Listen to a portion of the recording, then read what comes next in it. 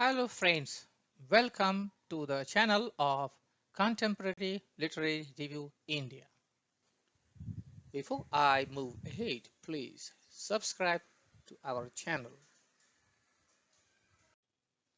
In this interview, I am with the author Neelam Saxena Chandra. Neelam Saxena is an Indian author and poet. She writes both in English and Hindi. She has written 4 novels, 1 novella, 5 short story collections, 25 poetry collections, and 10 children books. In recognition of her literary contribution, she has been bestowed with several awards, including Sohan Lal Dwivedi Puraskar for children's literature by the government of Maharashtra. That is actually Sahitya Academy Award of Maharashtra, and Humanity International Women Achiever Awards, Bharat Nirman Literary Award, Prem Chand Award, Rabindranath Tagore International Poetry Award, and several other awards. Chandra holds a record with the Limca Book of Records for being the author with highest number of publications in a single year in English and Hindi. She has been listed in Forbes as one of the 78 most popular authors in India in 2014. Good morning, Neelam Good Saxena. morning. Good morning, Kushiji. Yeah, how are you? I'm wonderful. How are you today? Yeah, great. Thank you. So, would you please introduce yourself to our audience in brief? Well, I'm a railway officer, and that's my profession. And my passion is writing. Writing motivates me. I've written around 5 novels, 1 novella, 14 children's books, 34 poetry collections, 7 short story collections, That's great. and well, I've won many prizes, beginning from a prize from Gulzar Sahab himself, then by Radio City for my lyrics in a song, then one award by Maharashtra Sahitya Academy for children's book, and Premchand Award by Ministry of Railways. I'm there in the Limca Book of Records. I hold 3 records, in fact, Oh, great, and great. I was also listed as one of the most popular authors by Forbes in Oh, 2000, I suppose, 14. right. Okay. That's great. That's a big achievement, in fact. Thank you. Mhm. So, just from literary point of view, you are established author. Okay. So, do you think that the subjects for English and Hindi poems are different or same because you write in both the languages? I think subjects basically remain the same because they reflect the thought process of the poet or the author. However, while writing certain poems or stories, I felt like writing it in Hindi, and while writing certain other stories or poems, I felt like writing in English. So it just depends upon my mood. But Okay. basically, yes, the thought process remains the same. Okay. That's great. Okay. So, what are the primary ideas in your stories? I've written on various topics like social issues, romance. I've also written a few horror stories, Oh, and I've also tried my hands on sci-fi also. But mhm. primarily, my basic theme remains motivation in some manner or the other. That's what I've observed Okay. after rereading my books which I had Okay. written. Okay. That means that suppose you get an idea and then you work on it and then you weave a story, and during this process you don't realize that okay, you are pitching something, okay, some philosophy or some angle, but later on you observed that okay, your basic storyline is inspirational.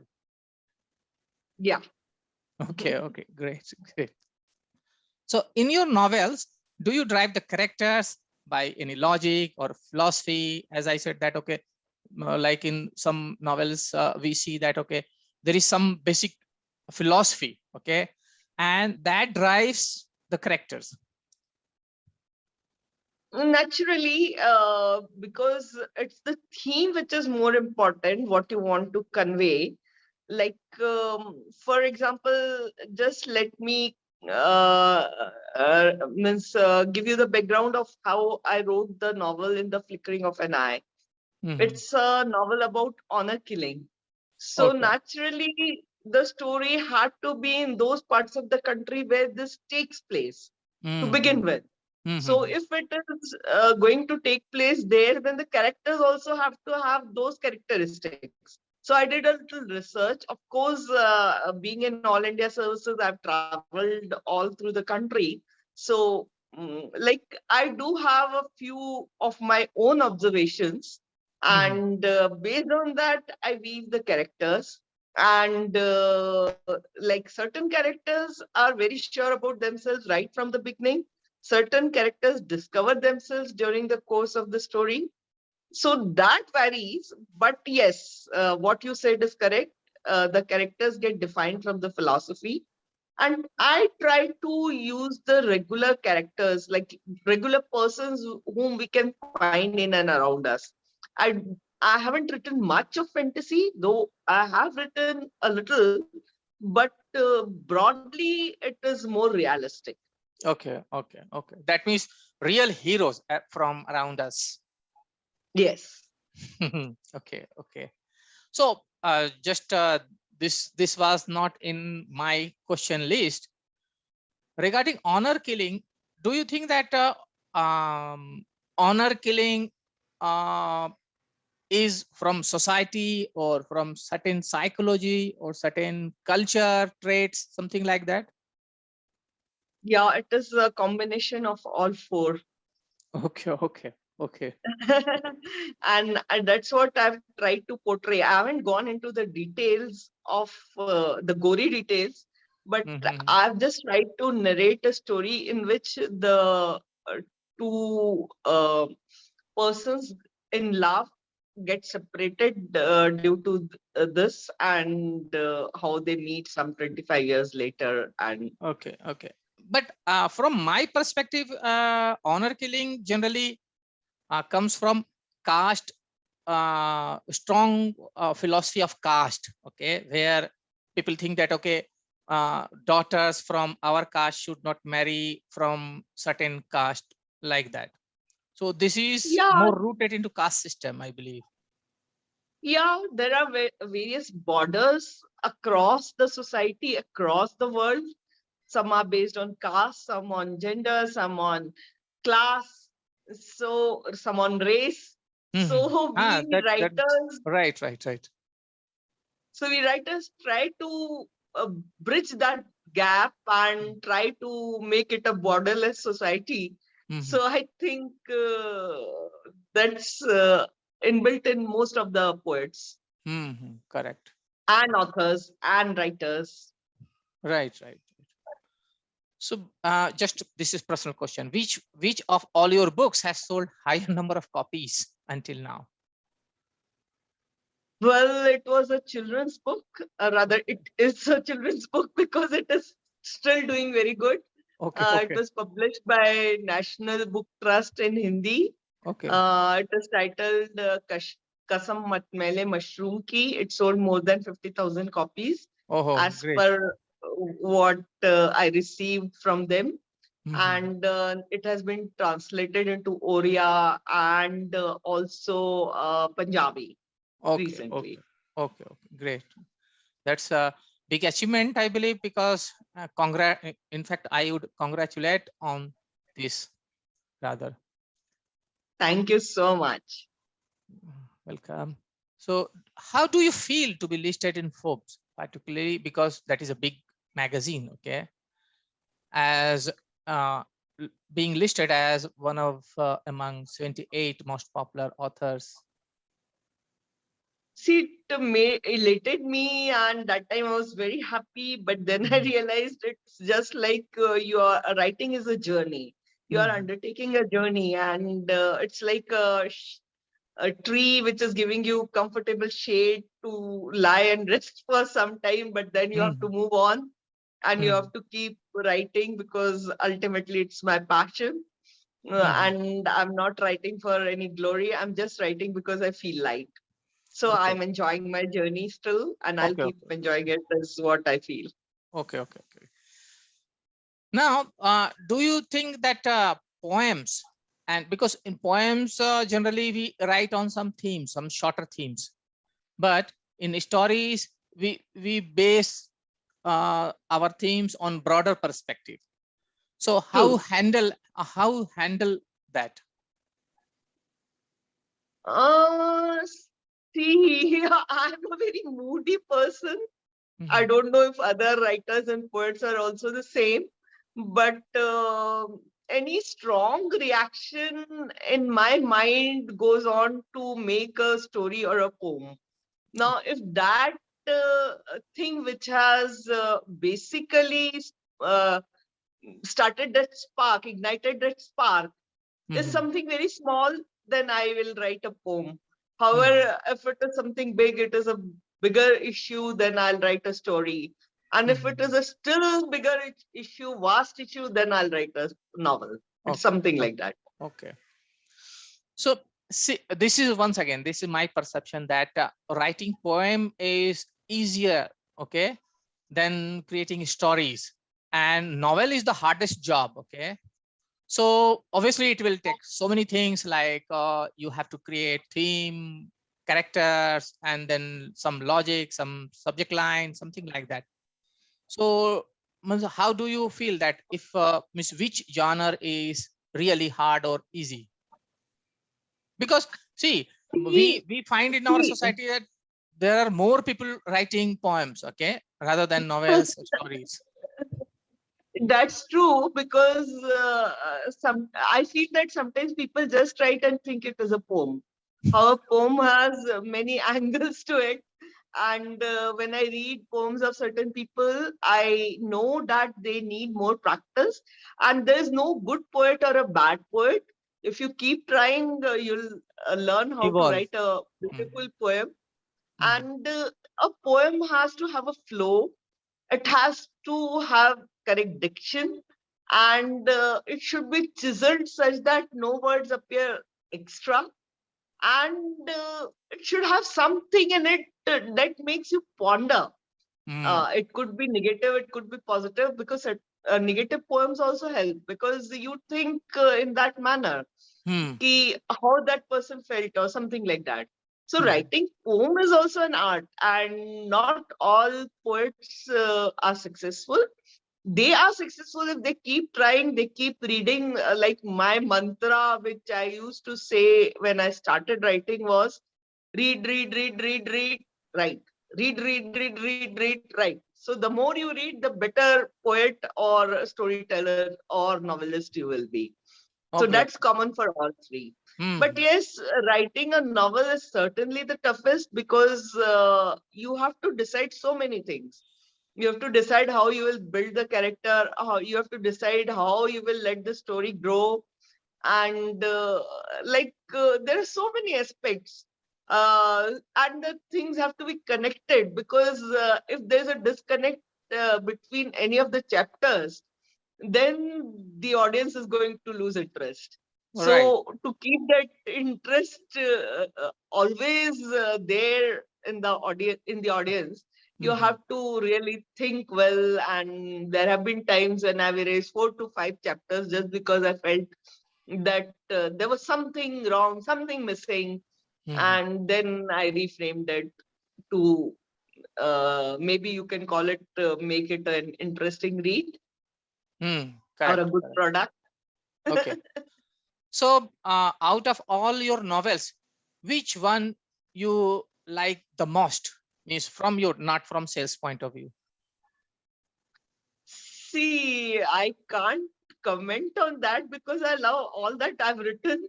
I began with a romance novel, but it was a different one. It was Mhm. not the normal a girl Mhm. meets guy and gets this thing. It was a Mhm. different one. It had various layers. Mhm. So I began with Soul Seekers, which was published by Liffey. Then I've written Can I Have This Chance, which was published by Authors Press. Then I've written The Flickering of an Eye, which was published by Liffey. And Stella, which is published by Ocean Books. It is about an unwed mother. And in The Flickering of an Eye, about which I mentioned earlier. And the latest one is The Red Diary, which begins in an orphanage, Okay. and it has again several layers, and Mhm. each layer gets unraveled one by one. Okay. So as you said that obviously to write, you have to read a lot. Okay. So which contemporary writers you are reading? See, I read anything that comes in my hands, but I just finished a few days ago a book by Randy Posh, Mhm. and that is The Last Lesson. Mhm. And it was very inspiring because it is the story of the guy himself when he discovers that he has cancer. And rather than going into the negativity of it, he tries to settle down his family, and the way he does it, the way he Mhm. tries to fight it, he doesn't say anything much about cancer, but the way in which the entire family is coping up and he helps them cope up is the thing which was very beautiful. And then my all-time favorite is a different author. Of course, I love Pearl S. Buck a lot. Mhm. And then Eric Segal is my all-time favorite. I also have read a lot of Rabindranath Tagore, Mhm. Premchand, Okay. and many books I've read. I just can't remember. Okay. Okay. And Okay. if I have just 1 or 2 hours, I pick up an Agatha Christie. Mhm. So I love all Okay. kinds of genres, and I love to Mhm. read, reread. Mhm.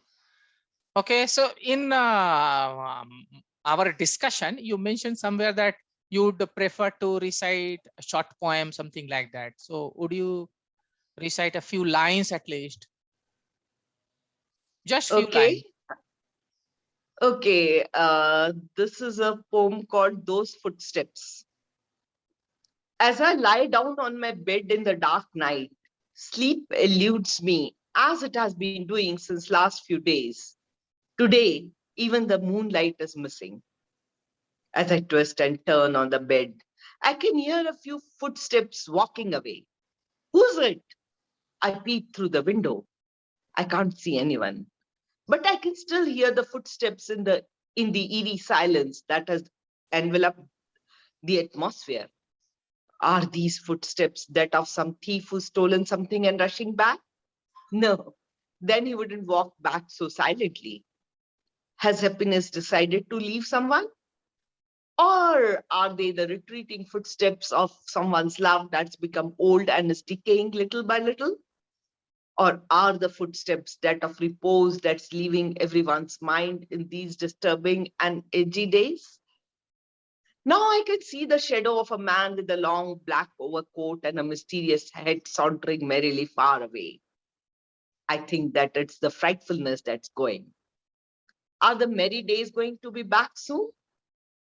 With the peaceful thought of gaiety finally returning, I lie down on my bed once again, and I finally sleep well after long and wake up to a sunny morning that embraces me tight. Okay. Okay. Great. Great. Great. So this I had written just before the means so you can say the after effects of second wave were going away. Okay. Okay. Okay. Second wave of corona. Okay. Okay. Very good idea. In fact, motivating to inspire people who may be just depressed because of pandemic and lockdown.